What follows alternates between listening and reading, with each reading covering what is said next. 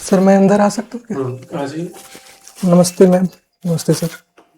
Gate बंद कर देंगे प्लीज। बैठिए। बस।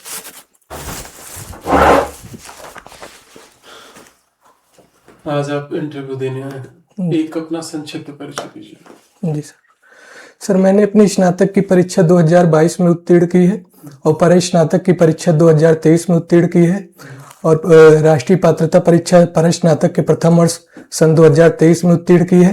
हमारे जो प्रिय कवि हैं वो पंडित सूर्यकांत त्रिपाठी निराला जी हैं और रमाशंकर विद्रोही जी हैं, सुदामा पांडे धूमेल जी हैं और हमारी जो रुचि है वो नाटक मंचन करने में है तथा इस समय के वर्तमान में जो कवि लिख रहे हैं उनको पढ़ने में, उनकी कविताओं को। अभी आप देखेंगे कि धीरे धीरे हिंदी पढ़ने वालों का जो संख्या है वो कम हो रहा है। जी तो रुचि अंग्रेजी की तरफ बढ़ रही है, जी। लगातार ये संख्या घट रही है। तो अगर कोई नया विद्यार्थी है, उसे हिंदी पढ़ने के लिए प्रेरित करना हो तो आप क्या क्या आधार देंगे?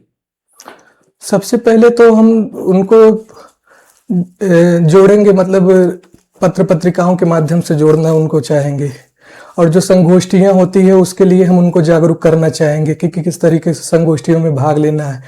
और जो संक्षिप्त गद्य विधाएं हैं जैसे लघु कथाएं हो गई तो उनमें हम उस आकर्षित करने का प्रयास करेंगे जिससे मतलब जो ग्रामीण सुदूर क्षेत्र में है वो भी मतलब आसानी से जुड़ सकें।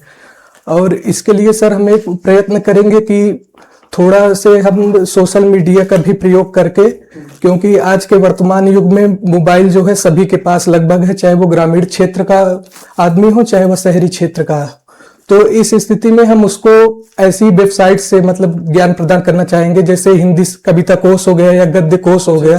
ठीक है। देखिए, हमें देखने में आपको लग रहा है कि आप बहुत कम एज में हैं और जब आप पढ़ाने जाएंगे तो आप ही की एज के लगभग बच्चे रहेंगे, फिर तो आपको डरा धमका के रखेंगे। कैसे आप हैंडल करेंगे क्लास को? सर हम उनके साथ भावनात्मक लगाव से जुड़ना चाहेंगे। सबसे पहले तो हम उनके बारे में जानेंगे और उनसे मतलब भावनात्मक उनसे जुड़ना चाहेंगे और भी कई सारी परिस्थितियां रहेंगी उसी के हम अनुकूल चाहेंगे कि उनसे किस तरीके से जुड़ा जाए। ठीक। आपने रिसर्च किया है? नहीं सर, अभी नहीं। अभी एनरोलमेंट नहीं लिया? नहीं सर। अगर मान लीजिए कि आपको अवसर मिले तो आप किस टॉपिक पे रिसर्च करेंगे? सर मेरा जो टॉपिक का विषय है वो स्वातंत्र्योत्तर हिंदी कविता में प्रतिरोध का स्वर है। और हिंदी में कौन सा सेक्शन आपको पढ़ना पसंद है? सर वैसे मेरी रुचि तो सर नाटक मंचन करने में है और मैं नाटक विधा है और ये कविता विधा है, इस पे मैं ज्यादा अपने को वो सहज पाता हूँ। जी, आपने बताया कि आपकी रुचि नाटक मंचन में। जी मैम। कितने प्रकार के नाटक होते हैं? नाटक मैम मुख्यतः 3 प्रकार के होते हैं। जी बताइए। जैसे मैम नुक्कड़ नाटक हो गया और प्राचीन परंपरा को हम देखें तो हम पाते हैं कि उसमें प्रहसन नाटक हो गया, भाड़ एक प्रकार का होता है वो हो गया नाटक। आप इनको एक पंक्ति में डिस्क्राइब करते जाइए। सबको क्या है? भाड़ पहले रोकना चाहेंगे थोड़ा सा। आज आपने चाय पिया? नहीं सर, हम सीधे तौर पे आ गए हैं इंटरव्यू देने। जी सर, हमारा सर वो सूट खो गया तो हम उसी से थोड़ा हम बहुत परेशान हो गए। चलिए कोई नहीं, उसका निश्चित तौर पे हम लोग आज ही उपाय निकाल देंगे। ठीक है, तो उसको एकदम चिंता से हटा दीजिए। ठीक है जी। और ज्ञान है आपके अंदर, बिल्कुल सहज होकर आप उत्तर दीजिए। जी जी। भाड़ क्या होता है? भाड़ में मुख्यतः इसमें एक पात्र रहते हैं और एक अंकी ये नाटक है। प्रहसन जो है ये हास्य व्यंग्य पे आधारित होता है, जैसे अंधेर नगरी नाटक है, इसमें भी पात्रों की संख्या वैसे तो एक ही पात्र माने जाते हैं लेकिन कुछ मतलब अपवाद भी हैं, जैसे अंधेर नगरी है इसमें पात्रों की संख्या अधिक है। अच्छा, कुछ गीत नाट्य भी होते हैं? जी मैम। कितने गीत नाट्य? गीत नाट्य मैम सबसे पहला जयशंकर प्रसाद जी का है करुणालय 1912 में, उसके बाद अंधा युग एक प्रमुख नाटक है धर्मवीर भारती जी का 1952 ईस्वी में, 1955 भी मिलता है कहीं कहीं तो दो। अच्छा, छायावाद को पलायनवाद क्यों कहा जाता है? ये छायावाद को मैम पलायनवाद कहने का जो मुख्य कारण हमको देखने को मिलता है वो ये है कि इनकी जो कविताएं हैं वो जन सामान्य से कटी नजर आती हैं। इनमें मतलब व्यक्त की आशाएं एवं आकांक्षाओं का कोई भी मेल नहीं देखने को मिलता है इनकी कविताओं में। जैसे महादेवी वर्मा कहती हैं कि तोड़ दो क्षितिज मैं भी देख लूं उस पार क्या है। तो इस तरीके की कविताएं जो है इसमें आम आदमी की जो उस समय की पीड़ा थी, निराशा थी, कुंठा थी, उनके मन की योग्यताएं, आकांक्षाएं थी, उसको ये छायावादी कवियों ने अपने काव्य में स्थान नहीं दे पाया। इसीलिए उनके बाद के आलोचकों ने भी काफी मतलब उसकी आलोचना भी की है। अच्छा, प्रयोगवाद को जन विमुख कहा जाता है? क्षमा चाहते मैम, सुन नहीं पाया एक बार। प्रयोगवाद को जन विमुख काव्य कहा जाता है। जी मैम। क्यों कहा जाता है? मैम इसका कारण जहां तक मुझे देखने को मिलता है कि इसने प्रगतिवाद की सारी रूढ़ियों को त्यागा। जहां प्रगतिवाद में सामाजिक यथार्थ के चश्मे से दुनिया को देखने का कार्य हो रहा था, वहीं प्रयोगवाद में व्यक्ति के नजरिए से दुनिया को देखने का कार्य हो रहा था। बौद्धिकता प्रधान ये प्रयोगवादी कविताएं थी, तो इसी कारण से इसमें जो है इसको जन्म से कट्टा माना जाता है। इसमें धर्म को है कोढ़ माना गया और निराशा थी मनुष्य के मन में, उनकी जो आकांक्षाएं थी उसको काव्य में स्थान दिया। जैसे कहते हैं कि मैं रथ का टूटा हुआ पहिया हूं, मुझे फेंको मत। सूर्यकांत त्रिपाठी निराला जी का जन्म स्थान बताइए। सूर्यकांत त्रिपाठी निराला जी का जन्म स्थान मैम पश्चिम बंगाल के महिषादल नामक स्थान पे हुआ था। ठीक है, इनकी 3 रचनाएं बताइए मुझे जल्दी। इनकी मैम अनामिका एक रचना है, दूसरी रचना कुकुरमुत्ता है, तीसरी रचना इनकी राम की शक्ति पूजा है। कुकुरमुत्ता का सारांश एक पंक्ति में। कुकुरमुत्ता का सारांश मैम इसमें शोषितों के प्रति सहानुभूति है एवं शोषक वर्ग के प्रति घृणा देखने को मिलती है। किसको शोषित कहा गया है, किसको शोषक कहा गया है? शोषित मैम आम जनता है जिसकी निराशाएं थी काफी, मतलब उनको अपने सम्मान के लिए उनको अपने हक नहीं मिल रहे थे, जिसमें किसान हो गया, मजदूर वर्ग हो गया, तो ये शोषित वर्ग थे। और शोषक वर्ग वो गोदान की महिला पात्र। जी मैम बता दीजिए कितनी है? गोदान में मैम मुख्य रूप से जो महिला पात्र आती हैं वो धनिया है। धनिया के बाद मैम जो मुख्य पात्र हमको देखने को मिलती हैं वो गोविंदी हैं और मिस मालती जी हैं। संचारी भाव क्या है? संचारी भाव मैम, संचारी भावों की मुख्यतः संख्या 33 है, जिसमें हर्ष आता है, क्रोध आता है और क्या है? संचारी भाव मैम हमारे मन की जो अभिव्यक्तियां होती हैं उसका किस प्रकार से हम हृदय से संचार करते हैं, वो संचारी भाव के अंतर्गत आता है। लघु कथा क्या होता है? लघु कथा सर एक कहानी का छोटा रूप हम कह सकते हैं, जिसमें मतलब उसका जो कथानक होता है वो काफी संक्षिप्त होता है कहानियों की अपेक्षा, तो उसको हम सर लघु कथा कह सकते हैं। लघु कथा लिखने वाले लेखकों का नाम बता दीजिए मुझे, कौन लिख रहा है? लघु कथा लिखने वाले नए लेखकों में सर एक नाम है उनका, अगर हम बता सकते हैं आपको। बताइए। एक नाम सर जहां तक अभी तक स्मरण में आ रहा है लघु कथा में,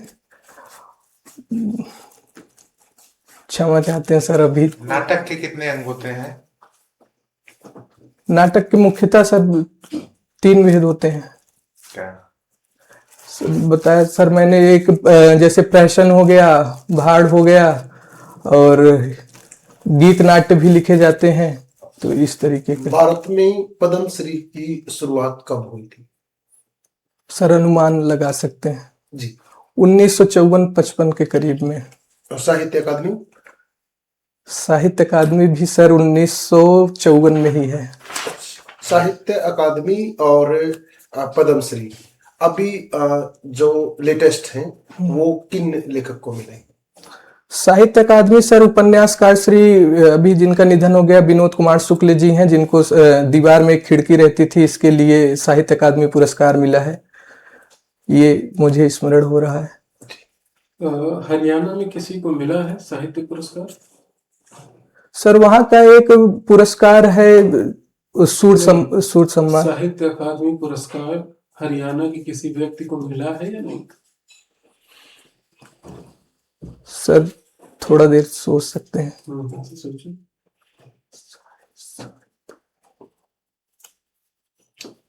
क्षमा चाहते हैं सर अभी तो। कोई संग्रहालय है साहित्य का हरियाणा में सर? हरियाणा में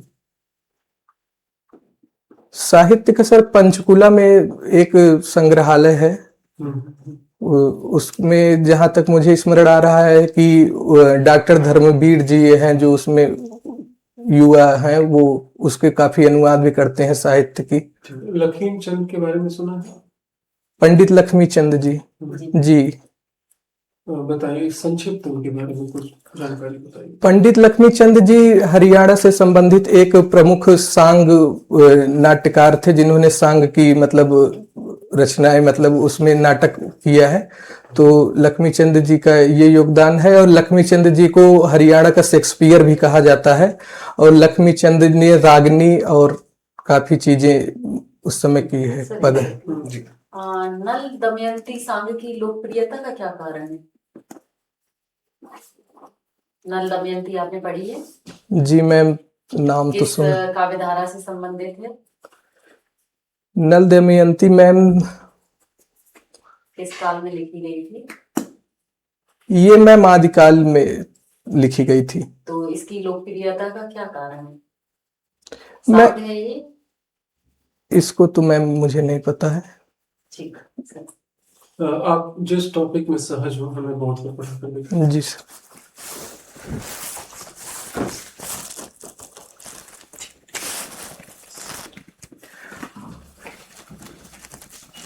राम की शक्ति पूजा आज हम लोग पढ़ेंगे। राम की शक्ति पूजा की मूल संवेदना क्या है? राम की शक्ति पूजा की मूल संवेदना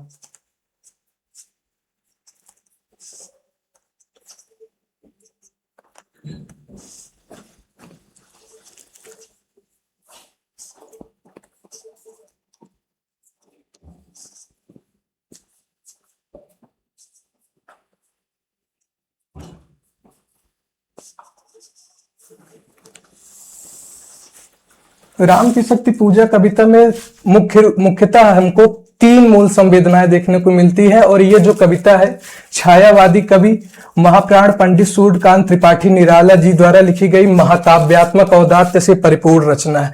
इसमें जो संवेदना का स्तर देखने को मिलता है वो तीन स्तरों पर देखने को मिलता है। पहला जो मूल संवेदना है इस कविता की, इसमें नायक राम के जीवन का जो संघर्ष है वस्तुतः वही निराला के जीवन का संघर्ष है।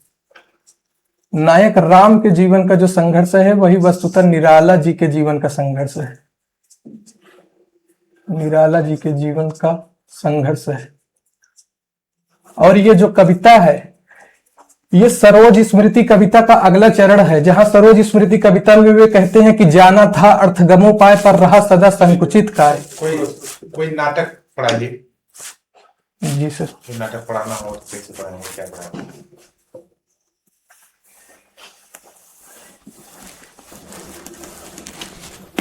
आज हम लोग पढ़ेंगे एक और द्रोणाचार्य नाटक। एक और द्रोणाचार्य नाटक के मूल संवेदना क्या है उसके बारे में जानेंगे।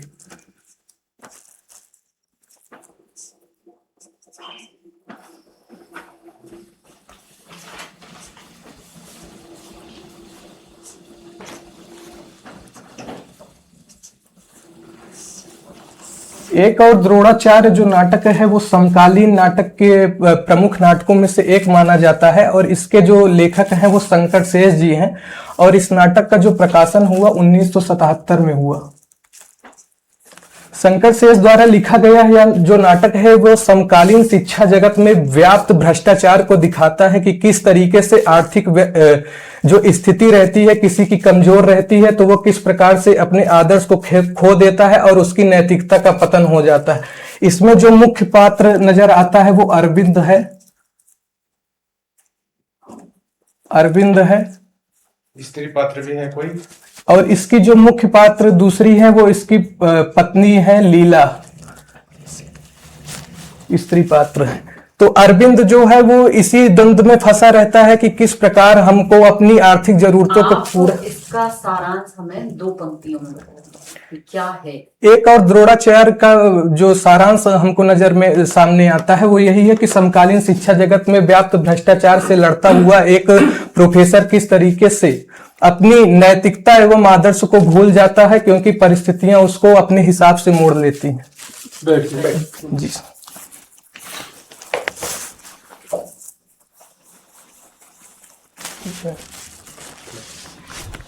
हरियाणा के कुरुक्षेत्र को छोड़ दीजिए, उसके अलावा कोई 2 या 3 तीर्थ स्थलों के नाम बताइए। तीर्थ स्थलों के नाम, एक प्रमुख तीर्थ स्थल है कालका मंदिर, जो कि पंचकुला से आगे आता है। दूसरा एक है वामन, द्वादशी वामन, ये एक मेला लगता है, कहाँ पे? ये लगता है करनाल के क्षेत्र में। तीसरा जो प्रमुख तीर्थ स्थल है वो स्मरण सर कर रहे हैं, तीसरा प्रमुख तीर्थ स्थल परशुराम जी का एक मंदिर है हरियाणा में, उसका अभी हमको सर क्षेत्र याद नहीं आ रहा है, लेकिन परशुराम जी का एक बहुत प्रसिद्ध मंदिर है। पानीपत मुख्य शहर है हरियाणा का। जी अ, वो एक तो 3 लड़ाइयाँ हुई है वहां, जी जी। उसके अलावा किस कारण से प्रसिद्ध है? पानीपत, पानीपत सर मुख्यतः जहां तक सर हम अनुमान लगा सकते हैं कि उसमें औद्योगिक जो चीजें हैं वो ज्यादा होती हैं। तो क्या उत्पादन करते हैं? पानीपत में सर मुख्यतः जैसे चमड़े से संबंधित चीजें हो गई औद्योगिक रूप में, और भी कई खाद्य वस्तुएं हैं। आपने बताया कि आपको नाटक मंचन पसंद है। जी मैम। आपने हाल ही में कौन सा नाटक मंचन किया है? मैम मैंने रामलीला प्रस्तुत किया है, और ध्रुव स्वामिनी नाटक में मैंने भूमिका निभाई है। क्या ध्रुव स्वामी रोल नाटक। क्या था? जी सर। रोल क्या था? जी मैम, मेरा सकराज का रोल था। सकराज का। सकराज। सकराज की भूमिका बताइए ध्रुव स्वामी में। जी मैम। जी। सकराज में मैंने जो भूमिका निभाया था, जैसे उसमें एक जगह आता है, उनकी पंक्ति है कि सौभाग्य और दुर्भाग्य मनुष्य की दुर्बलताओं के नाम है कोमा, मैं पुरुषार्थ को ही सबका नियामक समझता हूँ। ये उनकी एक प्रसिद्ध पंक्ति है। नाटक मंचन के क्या क्या नियम रहते हैं? मैम पात्र के या फिर रंगमंच? रंगमंच। मैम रंगमंच की जो विशेषताएं होनी चाहिए, वो रंगमंच ऐसा होना चाहिए कि उसका 3 फीट जमीन से वो ऊपर रहना चाहिए, जिससे दर्शकों को आसानी से वो दिख सके। दूसरा जो है, उसमें भाषा एवं संवाद शैली है वो जन सामान्य के अनुरूप होनी चाहिए, जिससे जो आम जनता है वो उससे आसानी से जुड़ पाए। उसमें तत्सम शब्दावली का प्रयोग निषेध है। और जो पर्दे बदलने की प्रक्रिया है, ध्रुव स्वामिनी की महिला पात्र का नाम मुझे बताइए। और ध्रुव स्वामिनी में चंद्रगुप्त का भी कोई रोल था क्या? जी मैम, चंद्रगुप्त का रोल था। क्या था? चंद्रगुप्त मैम वहीं पे जाते हैं, सकराज से उनका युद्ध होता है, तो वो उनका एक प्रमुख भूमिका है। कितने अंक है किसमें मैम? ध्रुव स्वामिनी? ध्रुव स्वामिनी में मुख्यतः 3 अंक है। ठीक है, आज का इंटरव्यू हम यहीं समाप्त करते हैं। जी सर, धन्यवाद सर।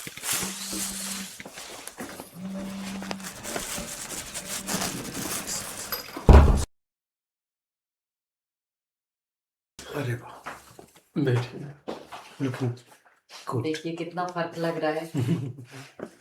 ये आपके विश्वास में भी बढ़ोतरी देगा, ठीक है, बिल्कुल। और अच्छा भी लग रहा है आपने, ठीक है। देखिए, एक सेकंड, सॉरी।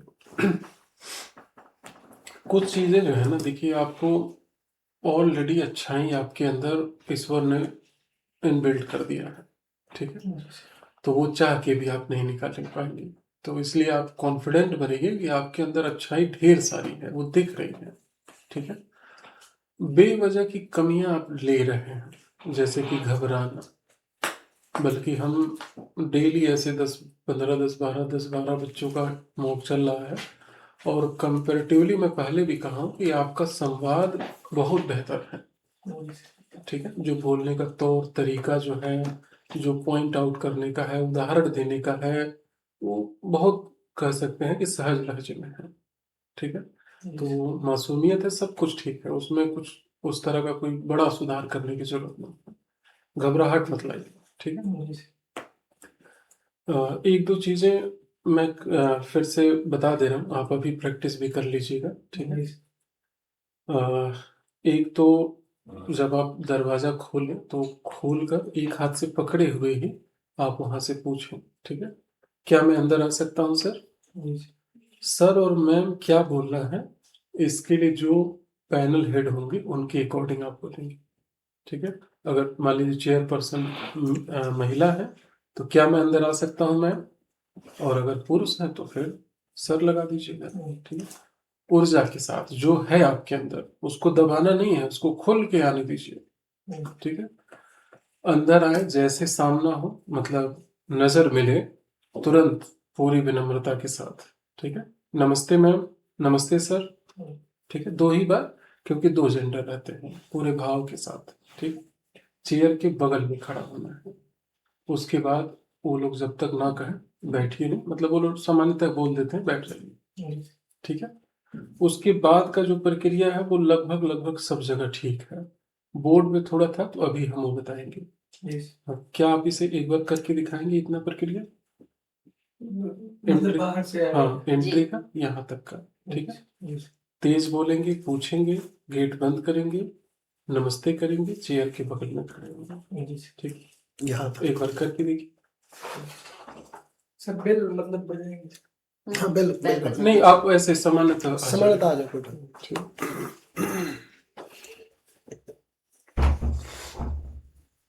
सर क्या मैं अंदर आ सकता हूँ?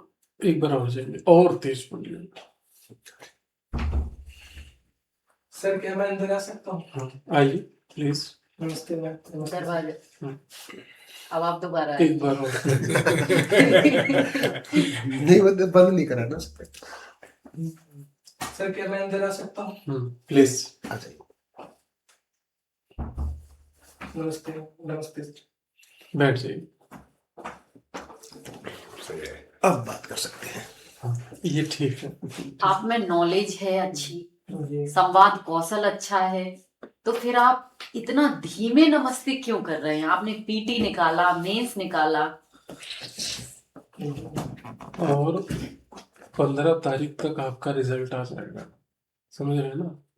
और एक रिजल्ट में करीबन 30 से 40 कोट आप खरीद लेंगे, 1 महीने की सैलरी में, समझ रहे हैं ना। हाँ, एकदम करीब हैं। अब समझिए कि बस वो तारीख बस इंतजार कर रहा है, हमारी तरफ से आपका रिजल्ट हो चुका है। और हम इसीलिए हाँ। ही इतना कह रहे हैं क्योंकि आप में संवाद कौशल, विनम्रता, मासूमियत, जो भी चाहिए अब इंटरव्यू के लिए वो गॉड गिफ्टेड है। तो आपको अपनी बस ऊर्जा बना के रखनी है, वो आपका नेगेटिव चला जाएगा। ऊर्जा अच्छी बना के रखिए, बढ़िया। जो इलाहाबाद में इतना समय दे देता है, संवाद स्तर वैसे ठीक हो जाता है। वैसे ठीक हो जाता है उनका। तो आपका सकारात्मक शब्दों के साथ सही हुआ है तो इसका लाभ मिलेगा, ठीक है। चलिए, अब हम आते हैं, ये सब चीजें हैं। साहित्य अकादमी पुरस्कार किसी को भी नहीं मिला है हरियाणा में, ठीक है। ये एक तरफा ज्ञान, फैसला हाँ, है। ज्ञानपीठ पुरस्कार किसी को नहीं मिला है। तो ये सब द्वंद्व सर हम हाँ है ही नहीं, तो इसलिए कम से कम आपको पता होना चाहिए कि मिला ही नहीं, ठीक है। तो इसको थोड़ा सा सर्च वर्च करके अपने नजर से भी इनको पढ़ लीजिएगा, ठीक है। बोर्ड पर आते हैं। बोर्ड पर देखिए, जो सबसे जरूरी काम आपको करना है वो है लिखने बोलने के बीच में संतुलन, कि जितना आप बोल रहे हैं उसका कम से कम 25% आप लिखें। कोशिश करें 50% तक लिखने का, क्योंकि टीचर का जो है ना, जुबान के साथ साथ हाथ का ज्यादा रोल होता है, तो उसको आप व्यक्त करें। जैसे जो एक्सप्लेन वगैरह ये ठीक है आपका, लेकिन बस वो लिखने वाला संतुलन जरूरी है वहां पे, ठीक है। सर जैसे मतलब टॉपिक था राम की शक्ति पूजा की मूल संवेदना, उसको मतलब लिखते समय एक बार बोलें कि एक ही बार बोलिए, एक ही बार, क्योंकि उसमें अंतराल जो है वो काफी लंबा हो जाता है लिखते एक समय। बार बोल के रुक जाइए। और सबसे जो जरूरी बात है, लिखने का सारा काम तेज करना है। उसमें भी आपका टॉपिक लंबा है तो और भी तेज लिखिए, ठीक है। तेज लिखना एक बहुत बड़ी क्वालिटी होती है एक टीचर के लिए, वो यहाँ पर मतलब जरूर देखा जाता है। तेज और स्पष्ट भी हो। स्पष्ट हो। तेज तो सर इस पे प्रैक्टिस नहीं है, बाकी हाँ, वो थोड़ा सा कर लीजिए, लेकिन तनाव मत लीजिए। आप एक, जैसे आपने राम की शक्ति पूजा पढ़ाया, उनकी संवेदनाएं डेड डेस्क लगा के 2-3 उनमें बांट लीजिए, ये संवेदनाएं हैं। शिल्प क्या क्या है, 1-2 उसमें वो बता दीजिए, और फिर बताइए कि क्या क्या वर्णन है। बस ये आप 1 से 2 मिनट में आराम से बता देंगे, अगर खाका बना लेंगे तो। जी मैम, 3 संवेदनाएं थी। हाँ, बस ऐसे बताइए आप। पढ़ा रहे लिखने थे की वजह से ज्यादा, शॉर्ट में डायग्राम हाँ बना दे लिख तो कम उसमें, रहे हाँ। थे, तो ये दोनों का मेल नहीं बन पा रहा था। और आप अपने पसंदीदा लेखक अपनी तरफ से मत बताइएगा, हाँ, मतलब इनको मेरा ये सुझाव उनको है हटा आपको। दीजिए, उनको हटा दो। हटा हाँ दीजिए, बस, ठीक है। बाकी अगर उनमें ठीक से आपको तैयार है, चाहते हैं उसी पे बातचीत करें, इसीलिए सर चाह रहे हैं ना, रुचि, मतलब हम सोचते हैं कि हाँ, तो उससे आप 2-3 रखिए। प्रश्न बन जाए तो तो। आप निराला जी रखिए। या जिस पे अच्छा तैयार हाँ, हो, जिस निराला पे जी पूरा रखिए। तैयार हो। है सर, मतलब जैसे हम तीनों लोग तैयार हैं। नए नए लेखकों में लिए हैं, रमाशंकर विद्रोही जी हैं, हम्म। अदम गोडवी जी हैं, अगर तैयार निराला है, जी भी हैं सर, निराला जी भी हैं। अगर तैयार है टॉपिक ठीक से, जी, तो जी। आप इसको रख दीजिए, फिर जो है उस पर चर्चा होगी, इसकी संभावना बहुत अधिक है, फिर वही इंटरव्यू चलेगा, ठीक है। जी।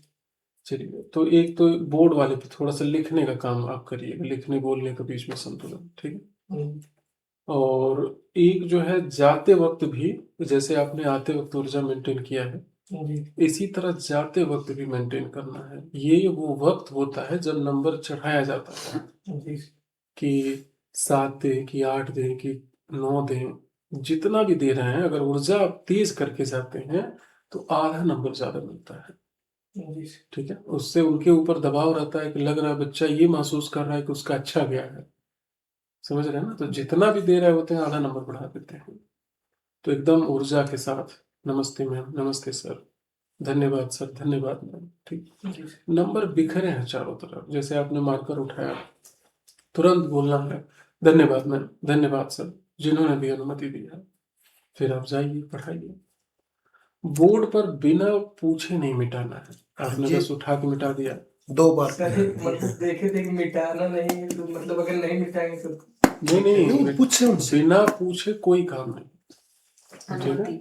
मिटाएंगे आप तो मिटाएंगे ही, लेकिन पूछ के सर इसे मिटा दें, ठीक है, आप मिटाइए, पूरा भाव पोलाइट ऐसे ही, सर इसे मिटा दें, मतलब लग रहा है कि आप तैयार हैं, डस्टर उठा के सर इसे मिटा दें, अगर कहेंगे हाँ तो फिर रहने दीजिए, ठीक है। जी, तो ऐसे करके, मतलब थोड़ा सा ऐसे, एक एक ये नंबर है, वहां से आप आए, नमस्ते, भाव, बैठे, बताए, वहां गए, पढ़ाए, मार्कर उठाए, फिर रखे, फिर गए, यही तो वो 12.5 नंबर जो बिखरे इन्हीं में है, जितना हम बटोर ले यहाँ से, ठीक है। चलिए, आप कुछ प्रश्न पूछना चाहेंगे?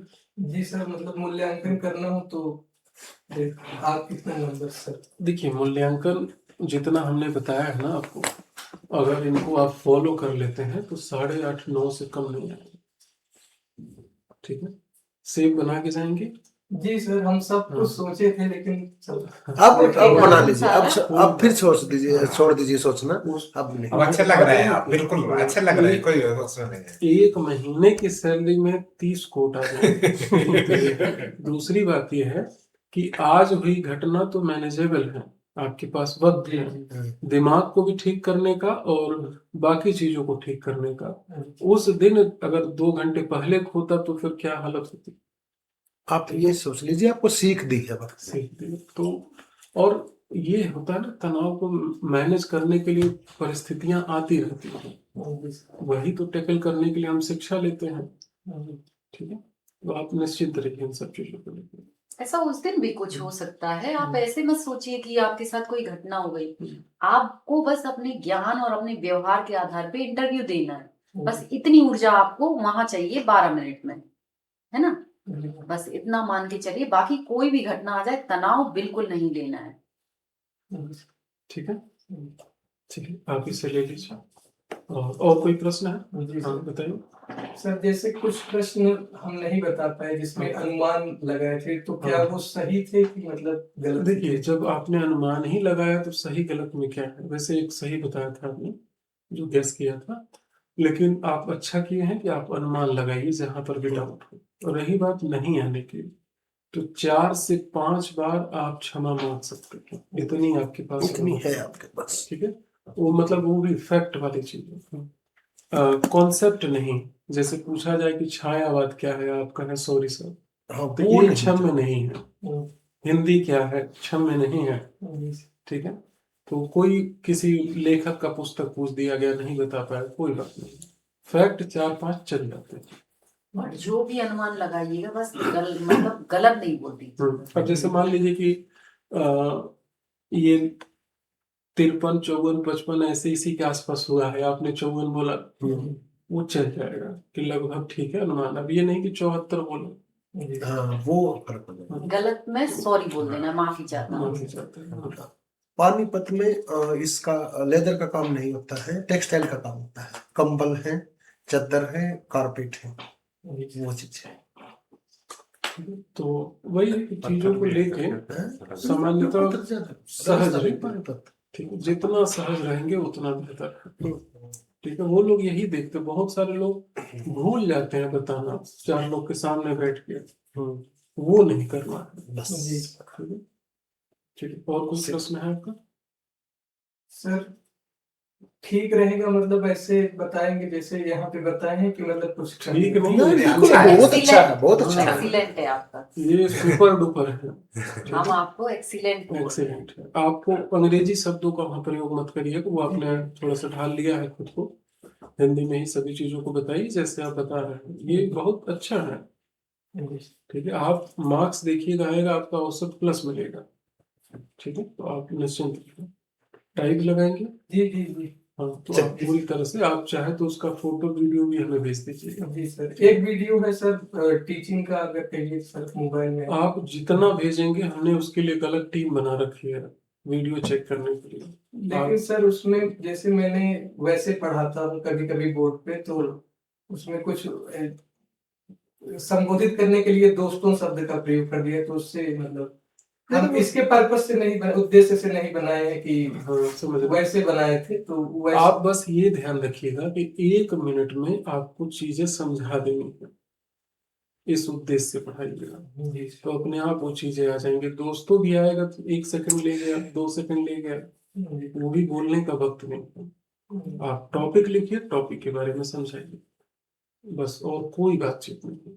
और बीच में इधर भी कांटेक्ट ऐसा नहीं कि ब्लैक बोर्ड पे ही पूरी तरह से लग जाए, जब पढ़ाते समय ये भी ध्यान रखें। मतलब पढ़ा रहे हैं तो सीधा थोड़ा तिरछा होके ही पढ़ाएंगे, मतलब थोड़ा सा इधर देखेंगे पढ़ाएंगे, इधर देखेंगे पढ़ाएंगे। ऐसा हो सकता है कि किसी किसी पैनल में थोड़ा सा दूर लगा हो पीछे, तो वहां पर भी आपको मुड़ के देखना होगा। ठीक है, तो हर मेंटल सिचुएशन के लिए हमें तैयार रहना है कि जो परिस्थितियां दी जाएंगी सबको दी जाएंगी, उसके अनुसार हमें ठीक करना है। ठीक है, चलिए, और कोई प्रश्न है? चलिए, आप बेहतर तरीके से दीजिएगा। ठीक है, और हम लोग पुनः मिठाई के साथ मिलेंगे। बहुत बहुत शुभकामनाएं आपको। All the best. All the best. जी सर एक प्रश्न और है, मतलब ये बैटरी इसको बंद करके जाए, ये तो थोड़ा टाइट है, बाकी और मतलब सर कोई कमी हो तो फिर नहीं, नया ठीक फिर है। खरीदें। नहीं, ठीक है, आप बंद मत करिए। बंद अगर इस पे प्रश्न उठ जाए, ठीक है, तो आप सच्चाई से सब कुछ बता दीजिएगा, थोड़ा सा मॉडिफाइड करके कि सर अभी मैं रास्ते में आ रहा था तो मेरा जो है चोरी हो गया था। ठीक है, मैं अपने दोस्त का बाहर किसी का पहन के आया हूँ। एकदम ऑनेस्टली बता दीजिए, और ये बंद नहीं हो रहा। ये सब असहज नहीं होना है। असहज नहीं होना है। आप सच देखते हैं ना अपनी व्यवहारिक जीवन में, जब आप सही रहते हैं, सच रहते हैं, तो वो चीजें ठीक होती हैं। ठीक है, तो आप उसके अकॉर्डिंग कर सकते हैं। यहाँ आराम से, मतलब सेकंड शिफ्ट में है, फर्स्ट में है? फर्स्ट में है ना, तो आप कोशिश करिएगा कि आप 1 घंटा पहले वहां पहुंच जाए, ताकि कोई भी चीज कम अधिक रहे तो आप उसके लिए ठीक रहे, वो एनर्जी भी बनी रहेगी। एनर्जी बने। कोई भी चीज अगर आप जैसा सोच रहे हैं वैसा नहीं हुआ है, उससे मार्क्स पे कोई फर्क नहीं पड़ता। ठीक है, मार्क्स आपके कॉन्फिडेंस पे, आपके ज्ञान पे, आपके प्रदर्शन पे, समझ रहे हो ना, उसके अकॉर्डिंग मिलेगा। तो इन सब चीजों का बेवजह दबाव मत लीजिएगा। अगर बात उठी जाएगी बंद नहीं है तो आप सीधे बोल दीजिएगा। ठीक है, एकदम सहज रहिए। ठीक, धन्यवाद। जोर से धन्यवाद। इसी तरह चलिए।